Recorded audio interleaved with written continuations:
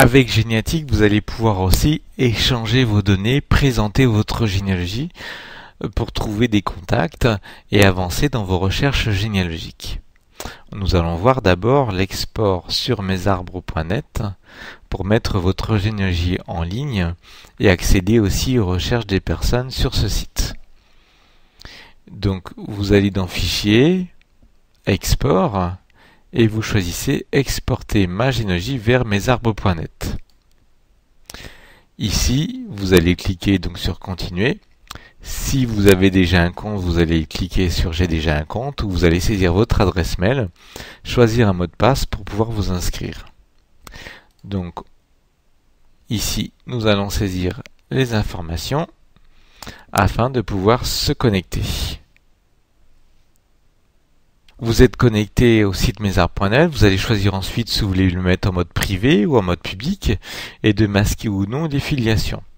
Une fois que vous avez choisi ça, vous allez simplement faire continuer, choisir de créer une nouvelle généalogie ou de remplacer une généalogie déjà existante. Ici, on va créer une nouvelle généalogie. Ici, j'ai choisi l'ascendance complète sur 5 générations à partir de Jacques Guilherme. On peut aller dans les options pour modifier ces options. Je vais cliquer sur Envoyer et là, le dossier est automatiquement transmis au site mesarbres.net. Les personnes pourront à ce moment-là consulter votre généalogie. On va faire OK. Le logiciel affiche le site mesarbres.net avec vos différents dossiers. Ici, donc, j'ai bien le guide dossier que je viens d'exporter avec 124 individus.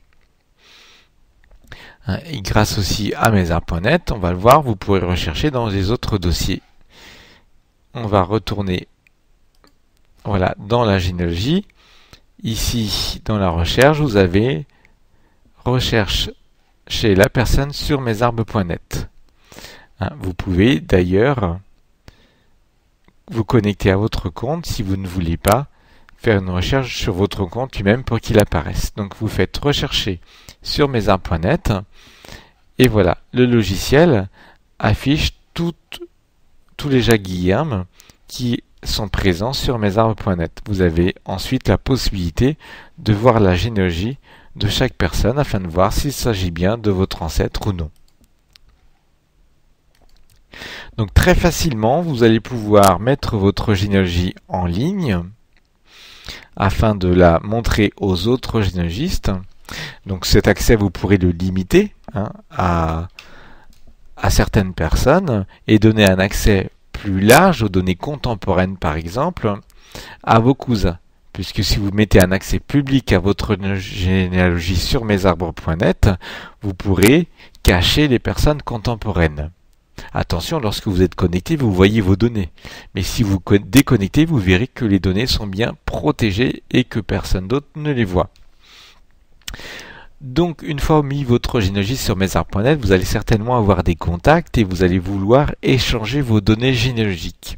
Et bien, cela se fait le plus souvent par le biais de fichiers GEDCOM. Nous allons donc voir comment créer un fichier GEDCOM dans Généatique. Pour créer ce fichier GEDCOM, vous faites Fichier, Export, Fichier GEDCOM. Une fenêtre apparaît, vous allez pouvoir, comme sur les écrans des listes ou des fiches, choisir ce que vous souhaitez exporter. Toute la généalogie ou simplement une branche. Là, je veux exporter simplement l'ascendance d'une personne. Je peux exporter la descendance, l'ascendance et la descendance.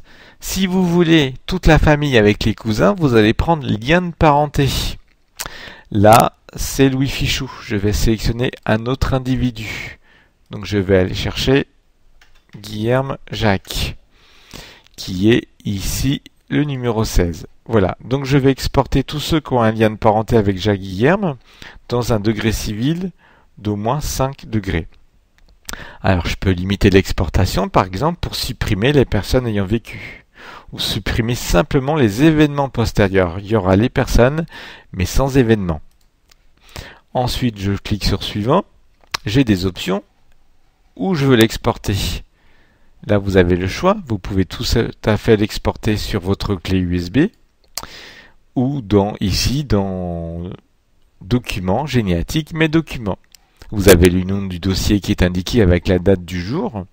Vous avez l'option pour envoyer par mail qui sera utilisable si vous utilisez un logiciel de messagerie type Windows Mail. Et vous pouvez aussi choisir de compresser en zip le fichier JETCOM s'il est trop gros. Et là, vous avez le choix d'exporter les illustrations, c'est-à-dire le chemin des illustrations, puisque dans un JETCOM, vous n'avez jamais l'image elle-même. Les notes, les sources, les personnes citées. Si tout est correct, vous allez cliquer sur Exporter le JETCOM. Le logiciel réalise alors l'export des données. Il ouvre ensuite le répertoire où se trouve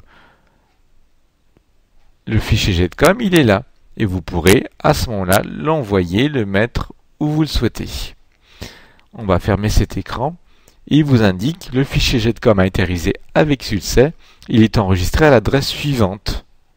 Mes documents, voilà. Et je clique sur OK. Vous pouvez, à ce moment-là aussi, vous, dans l'autre sens, importer un fichier JETCOM en faisant Fichier, Ouvrir un fichier, Importer un fichier JETCOM. Il faudra aller chercher dans le répertoire où vous auriez un dossier JETCOM de votre généalogie.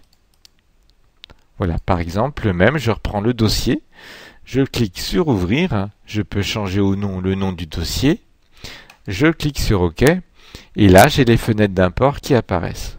Généralement, on n'a rien à modifier sur les noms, prénoms. Par contre, sur les lieux, il faut bien vérifier l'ordre.